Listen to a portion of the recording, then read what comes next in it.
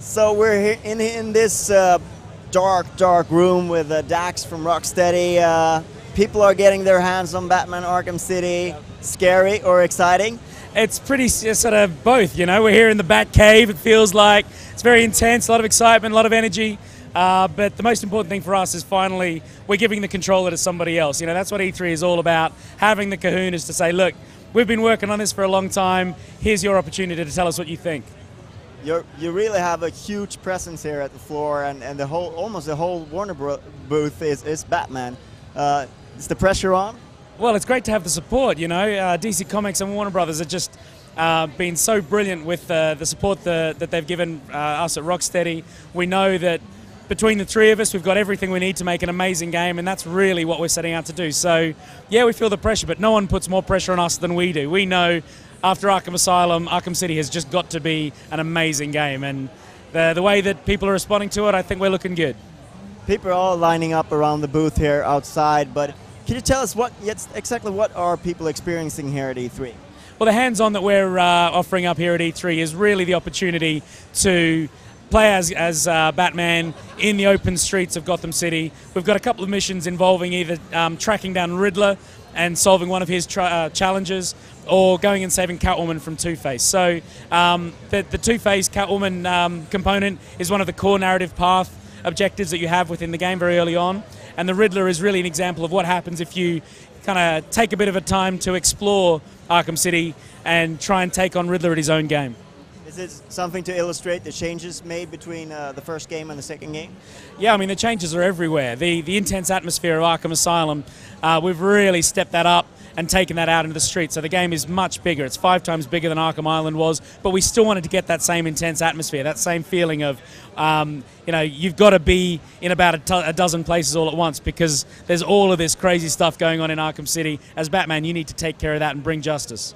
You touched a little bit before we started filming here on the sort of subtle changes that are happening now in this phase of development. Can you tell us a little bit what's been going on lately and what you're trying to polish on now? Yeah, I mean, between now and October, we know the game's finished. We know that we're not adding anything else. We're just making it perfect. That polish phase is really, really key. That's the difference between a good game and a great game. So everyone at Rocksteady is still working just as hard as they ever have. But right now, it's just working on optimizations, working on bug fixing, but most of all, making sure the final experience for the user is absolutely perfectly polished. Yeah, because in this industry, when a game gets delayed close to release, like Arkham Asylum did, it's usually a bad sign. You know, the game is not complete. It's broken in some way. They just had to fix it. But in your when it came to you guys, you just had a little bit more time to polish it to sort of reach its full potential. Yeah, I think the delay for Arkham Asylum was a bit of a blessing in disguise. It gave us that opportunity to deliver a perfectly polished game.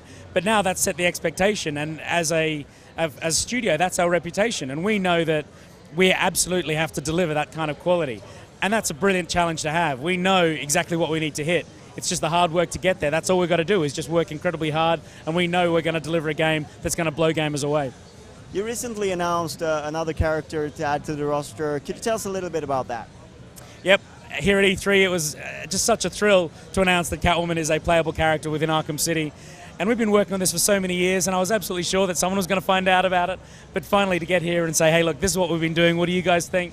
It's a great feeling. So Catwoman really brings a change of pace in gameplay options for players, because playing as Batman, you're always doing the right thing. You've got this very rigid moral code, and you're always delivering justice and righting wrongs.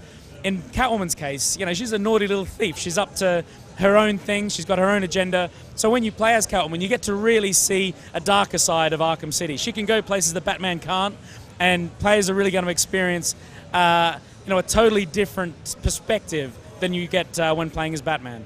And how do you sort of structure that? Is it like a side thing on the side, or is it part of the main experience, or how do you structure it? Catwoman has really been designed as part of the core narrative experience. You know, right from the beginning we knew she's a big character, she's a great character, and so you change control from Batman to Catwoman and back again throughout the game at specific points. So When you sign up to play as Batman, and you're making your way through Arkham City, you'll hit a point where the game is now going to show you what that situation is like from Catwoman's perspective, and then that switch will happen. And another great face from Batman's universe, of course, is the Penguin that you're bringing into the game as well. Yeah, same thing, man. I think our interpretation of the Penguin is really surprising a lot of people. He's a really nasty piece of work in Arkham City, and what gamers are going to find going up against Penguin and his gang is that they bring firepower, they bring organization, they bring tactics that Joker's gang and Two-Face's gang don't have. Because Penguin is all about collection. He collects stuff, and in this museum of his, he's got this huge collection of military-grade hardware. So when playing as Batman or as Catwoman, you come up against a load of Penguin thugs, you know they're going to be packing heat. You touched a little bit on what Catwoman brings to the experience. Are you scared maybe that players will be like, oh, I wanted to play like Batman throughout the campaign? It's always the case when you switch between different characters that maybe people enjoy one character more than the other. So how much freedom will you have to sort of choose that I want to play mostly as Batman or mostly as Catwoman? Well, Catwoman accounts for about 10% of the entire gameplay time. So, this is still a Batman game. She's more than a cameo, but Batman is still the main experience. He's the main star. She's like a special guest star.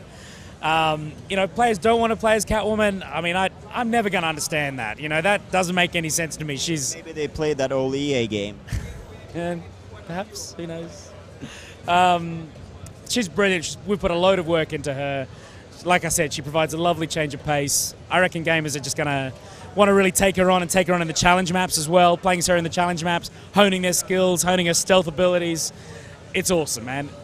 It's just awesome. Batman Arkham City is coming out this October on Xbox 360, PS3, and PC.